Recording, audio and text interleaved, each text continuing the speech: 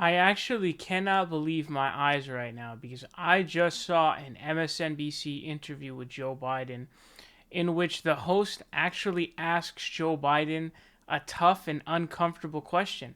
It's pretty crazy. So everybody knows hashtag where's Joe Biden because he's always hiding.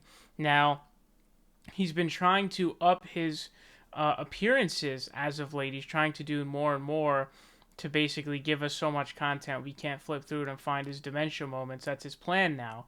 But the host is going to ask her, basically, where have you been? Pretty shocking. That's a tough question. Last 2 weeks or so, I've had a lot of people ask me online every single day, where is Joe Biden? As a candidate for president, are you making yourself visible enough, especially during this crisis? Because it is a fine line to walk. You certainly don't want to be seen as the candidate who is politicizing a pandemic when Americans face this crisis. Everything that I have done has been designed to be constructive. You may recall I was the first one to call for the president way back in January 17th to take this seriously. A real serious crisis is coming, an article I wrote.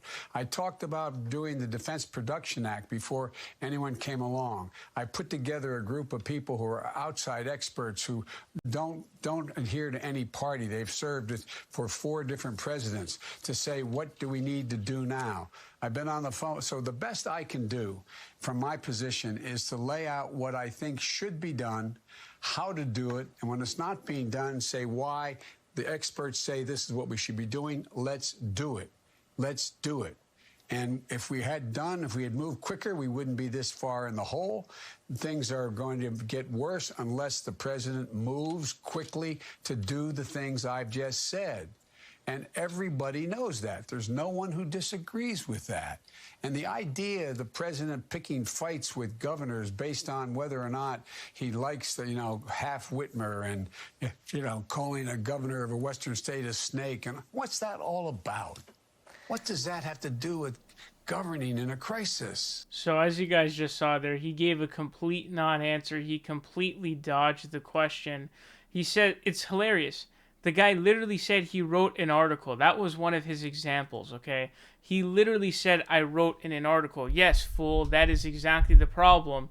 You're not coming out in public and you're not leading anything as a Democratic candidate would had they been confident in their abilities to basically communicate to the American public, and that is why you're hiding. And so he mentions that, the article. Then he mentions that he put together a roundtable, which I'm not even sure if he was a part of himself. He was posting videos on Twitter of experts, but not himself. And so what you're seeing here is he just completely dodged the question. So at least the MSNBC host asked the question in the first place. But I got to tell you, that was a complete dodge. He completely dodged that question. Then what he did was he actually quickly switched from that topic, and then he went over to, oh, Donald Trump is bad. Look at all the stuff that he's done is bad. And then also doing a little emotional plea. Oh, he's attacking Democratic governors, who I don't care about, by the way, because they endorsed him. Like Whitmer, for example. Screw Whitmer. And so they endorsed him, and so he's trying to do a little emotional plea to the corporate Democrats. And so he just totally skates away from that question. But something else that I noticed, if you listen to him, and you don't even have to listen that hard, I noticed it on my own as I was watching it on the second playthrough, he keeps breathing in. You can hear his breaths. And so during this coronavirus stuff, it's like, holy guacamole, dude, does he have the Rona? Does he have it? Because you can hear him. Like, it's nonstop. It's so vulgar and abrasive. You can hear it. It's clear. It's obvious. You don't even have to listen in, make sure to turn it all the way up.